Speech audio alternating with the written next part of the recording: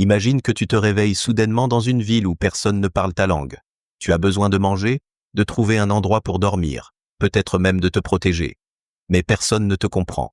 Maintenant, imagine que tu maîtrises leur langue en seulement quelques jours. Tu pourrais les comprendre, les influencer et gagner leur confiance. Tu penses que c'est impossible? Eh bien, les Sahaba l'ont fait. Sans livre, sans application, sans dictionnaire. Alors, quel était leur secret?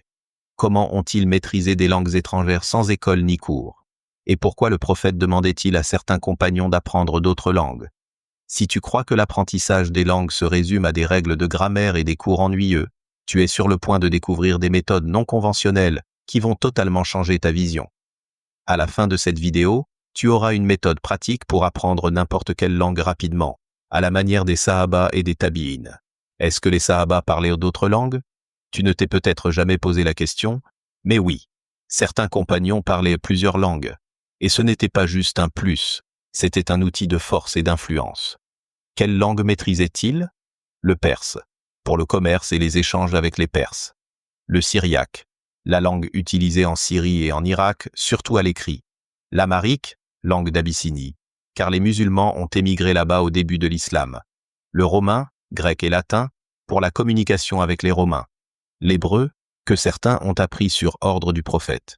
Mais la vraie question c'est, pourquoi? Pourquoi les Sahabas apprenaient-ils d'autres langues? Ce n'était pas juste pour le plaisir ou par curiosité, ils les apprenaient comme armes politiques, religieuses et commerciales. Celui qui parlait la langue de l'ennemi pouvait le comprendre mieux, gagner sa confiance, et peut-être même changer complètement sa vision. Le prophète a compris ce pouvoir très tôt. C'est pourquoi il a demandé à Zayd ibn Thabit d'apprendre l'hébreu en urgence, pour qu'il puisse lire et traduire des lettres sans dépendre de traducteurs externes. Comment les Sahabas apprenaient-ils les langues? Avec un programme structuré, un don naturel? Pas du tout.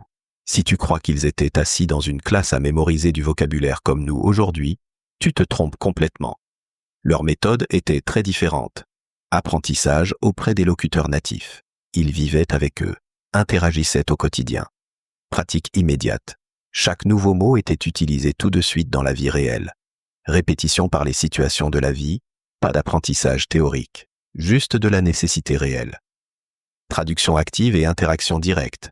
Zayd n'a pas étudié l'hébreu sur papier, il traduisait de vraies lettres et les utilisait. La méthode du prof prisonnier, certains compagnons apprenaient des langues en interagissant avec des prisonniers. L'une des méthodes les plus rapides au monde.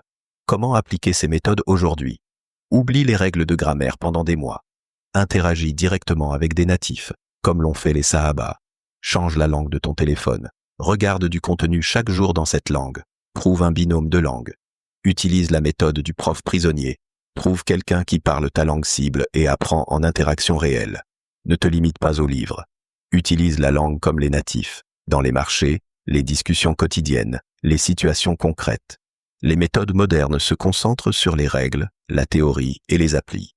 Mais elles oublient le facteur principal qui a permis aux Sahaba d'apprendre rapidement, le besoin urgent de communiquer et l'immersion totale dans la langue. 2 semaines de pratique réelle valent mieux que 2 ans de cours sans application. Les Sahabas ont prouvé une chose. Les langues ne sont pas un don. C'est une compétence que tout le monde peut acquérir avec la bonne méthode. Prêt à essayer la méthode des Sahaba toi aussi?